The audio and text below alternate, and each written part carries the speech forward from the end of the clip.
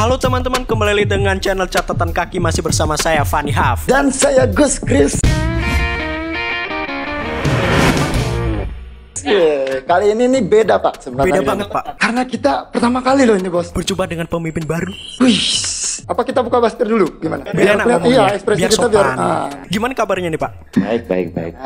Siapa yang tidak tahu Bapak? Kan kita take podcast ini hari apa Pak? Ini sekitar hari Senin. Dan hari Senin bertepatan tanggal dengan hari Bapak kerja. Iya benar sekali. Dari dulu tuh saya belum pernah lihat Bapak. Iya, kita belum kenal, belum tahu Bapak. Kita tahunya cuma di baliho. Cuma bapaknya aja. Iya. Betul. Ya kan Pak. Bapak selama ini kemana aja? Saya dari kecil lahirnya di Surabaya. Kan gitu. Surabaya. Sama kayak Anda dong. Ya kan saya dari Oh Malang. malah. Surabaya. Terus kehidupan kecil saya jadi dari masa kecil saya di Denpasar. Jadi Oh, dari Denpasar. TK Ya. sampai dengan perguruan tinggi di Denpasar. Oh, Itu kalau boleh jarang tahu? pulang.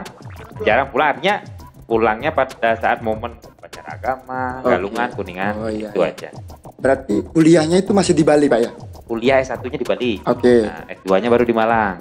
S1-nya ngambil apa Pak? Ngambil teknik mesin. S1-nya ngambil jurusan. Nah, teknik mesin, ya. Di mana Di Pak? Universitas Udayana. Pak dulu pasti ngekos kan ya? Enggak. Oh enggak. Oh ada rumah. Ada rumah Pak ya di sana. Enggak. Kalau kita ngekos Orang kan- tua kan di Panjer, dekat Oke, lah. oke. Ya, 18 kilo lah. Masih Masih bisa. ya dijangkau lah Pak ya. Tapi saya kan pengen tanya ya Pak ya. Dulunya Bapak nih karakter mahasiswa seperti apa Pak? Kalau kuliah sih biasa normal aja Kayak sih. presiden BEM gitu Pak? Kan biasanya kayak gitu Pak. enggak. Dia terkenal di organisasi. Sekarang Kalau organisasi malah saya enggak terlalu. Jadi kalau Oke. organisasi kegiatan paling banter itu menjadi panitia kemah ilmiah seperti itu ya. oh karya ilmiah tapi. Kemah ilmiah. Oh, Kemah kemah adanya ilmiah. kemah ilmiah. Heeh. Mahasiswa seperti itu. Jadi panitia Pak. Paling pol itu. Setelah tamat di S1 di teknik mesin itu, selanjutnya melanjutkan di Di S2 di Universitas Brawijaya di Malang. UB. Ya. Wih, mantap Bapak. Saya pernah lo nyoba di UB Pak, nggak dapet.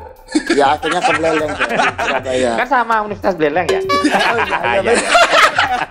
habis itu kemana Pak? Itu pas saya S2 kan 2002. Oke. 2002 Ya, ada kesempatan untuk mengabdi di Kediri. Oke. Di kota Kediri. Kota Pada Kediri. saat saya kuliah itu ikut tes Ah. PNS. Nah, kebetulan dapet di Kediri, kota Kediri. Di kota Kediri, di Gumul. Saya Kau nggak tahu Gumul Kediri. tuh. Di Kediri kan di Gumul sana Pak. itu kabupaten. Itu Tabanan. Yang saya lihat di rentetan program Bapak kan banyak tuh program yang buat milenial nih Pak. Nah, itu ada tujuan tertentu nggak Pak? Ya, seperti tadi saya bilang, memantapkan contoh sektor pertanian. Iya. Sekarang ada nggak orang anak-anak muda yang punya cita-cita jadi petani? Wah, sama. Kira-kira? Ya kalau Nggak ini, ada. kalau cita-cita, kalau saya Pak ya sendiri ya. Kalau- Menjual tanah mungkin. Iya. Penjual tanah warisan. Jual tanah. Bener Pak, saya megang lumpurnya jijik. Ya. Aduh agelai. Kayak gini, nah, kalau kita sudah bisa salah satu sektor aja di pertanian, nah, kalau kita bisa menggerakkan anak muda untuk bisa menjadi petani, itu akan satu, tanah kita tidak akan kekurangan gitu, tidak Benar. akan diperkecil dalam arti diperkecil dalam dompet. Jadi kalau sudah milenial kan siapa lagi generasi penerus kita kan gitu. Bener, Pak. Jangan sampai orang tua petani nanti sawahnya dijual. Jadi itu kalau bisa bertahan gitu. Gimana sih anak-anak muda itu kita pacu untuk bisa mencapai keinginan. Jadi kalau petani kaya, pasti anak muda ini pingin melihat orang tua saya berhasil kan seperti itu. Nah. Petani itu berhasil. Nah, bagaimana caranya sektor-sektor pertanian itu harus kita benar-benar lindungi lah. Iya, iya. Satu, harga pasca, mungkin sebelum harga ya, bibit, pupuk itu harus memang benar-benar kita manage ya dengan baik. Kemudian hasil pertanian ini harus ada yang bukan menjaga harganya supaya tetap stabil. Siapa yang punya peran itu ya pemerintah. Oh pemerintah. Pemerintah. Oh Ya, pemerintah. tetap pemerintah dalam arti pemerintah dan di sini kan pemerintah Kabupaten Jember. Iya, benar. Ini mungkin yang belum tahu, saya sedang Membuat bikin program ya. bikin traktor tanpa awak juga. Oh ini project selanjutnya. Project. Jadi sudah kita coba di sawah, cuman memang belum benar-benar berhasil. Jadi masih banyak banyak harus dilakukan trial and error. Ya, jadi coba-coba. Itu di sana barang. Maksudnya tanpa awak tuh belum. Kalau yang sudah ada sekarang ini dengan remote. Kan remote-nya sudah memudahkan kan? Iya. Remote artinya nggak perlu turun becek-becek kan? Cuma jari aja kerja, Pak. Iya. Ya kan? Ya, kalau kita nanti tinggal plotting area, langsung jalan. Oh, berarti kayak kalau di teknik mesin tuh ada semobil yang jalan di garis hitam itu. Autopilot cuman dengan GPS. Oke, setuju saya, Pak. Keren sih, Pak, tuh, Pak. Saya mau kok kembali ke sawah, Pak. Ya, kan gitu artinya bagaimana sih anak muda ini biar mau jadi petani. Itu salah satu contoh. Kita ya tadi tuh membuka question di Instagram. Ada titipan banyak nih pertanyaan nih sama netizen nih, Pak. Mari kita. Sebelum mencalon diri sebagai PNS di Jawa, gimana rasanya bisa pulang kampung? Nah, orang Bali nih, saya ngomong orang Bali. Orang Bali namanya anak laki-laki itu pasti akan pulang. Suatu saat pasti akan pulang. Cuman ini waktunya lebih cepat. Gitu. Kalau pikiran saya itu setelah pensiun baru pulang kan gitu. Iya. Nah, itu. Ini kan ujian ya, maksudnya ujian kan lebih cepat ya, Bu. Ini dari Alfian siapa ya?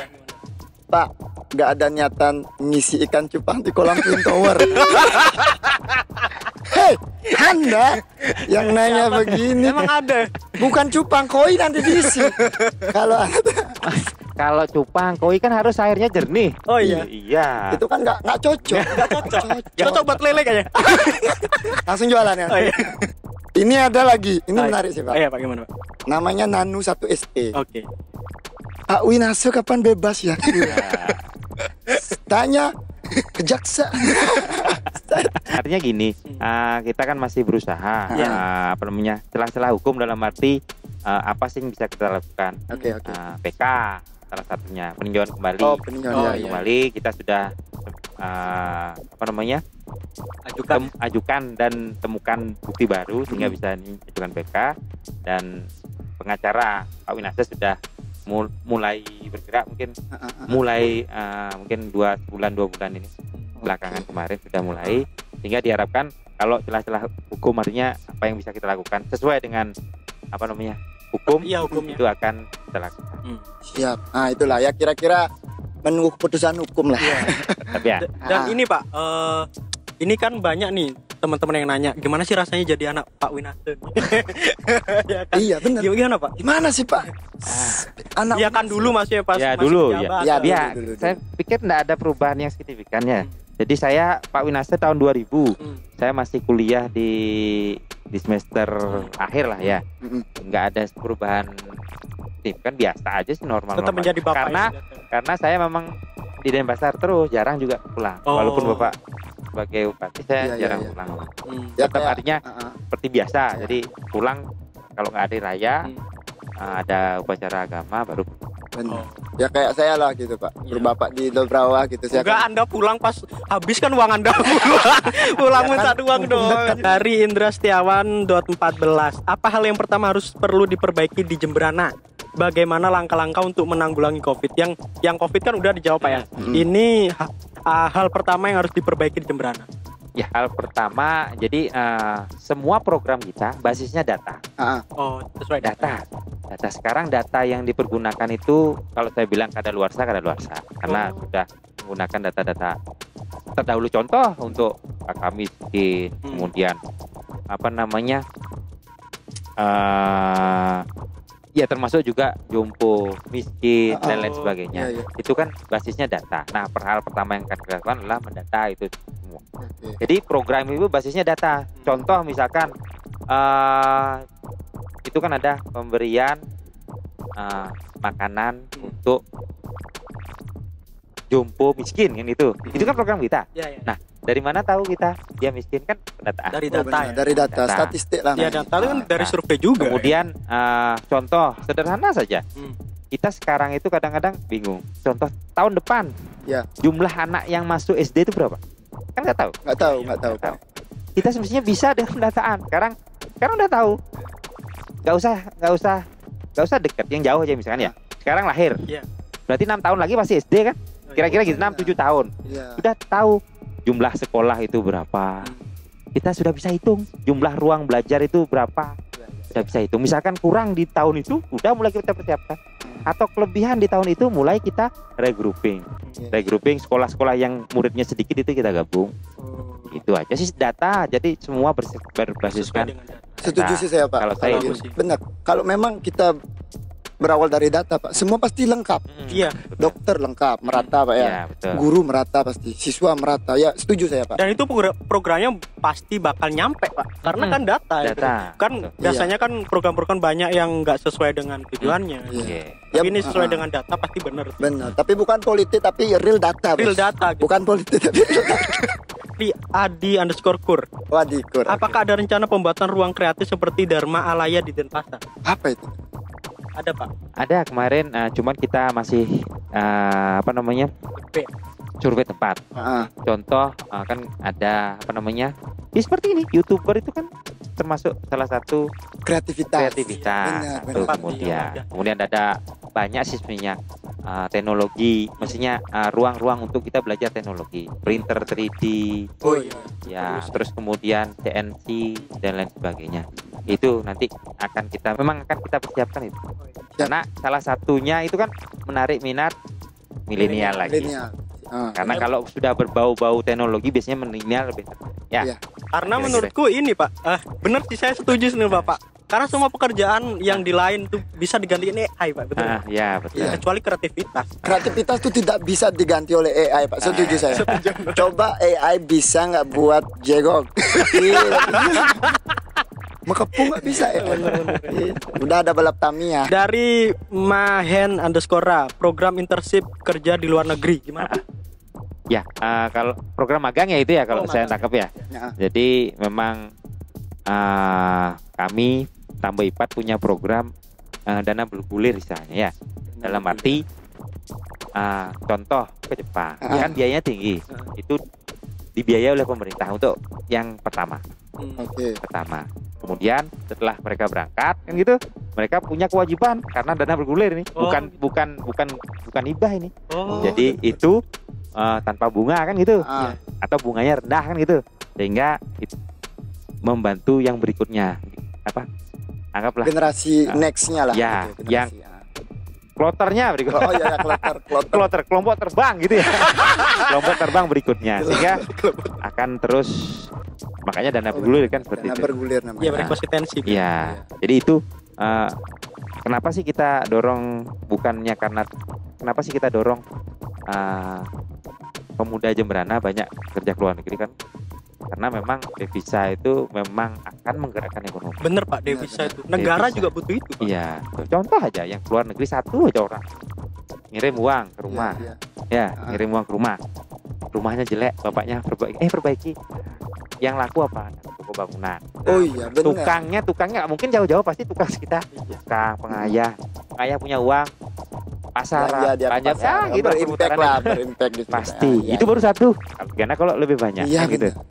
Changer kan. Wah, sangat itu berpengaruh. Saya pernah nganter loh.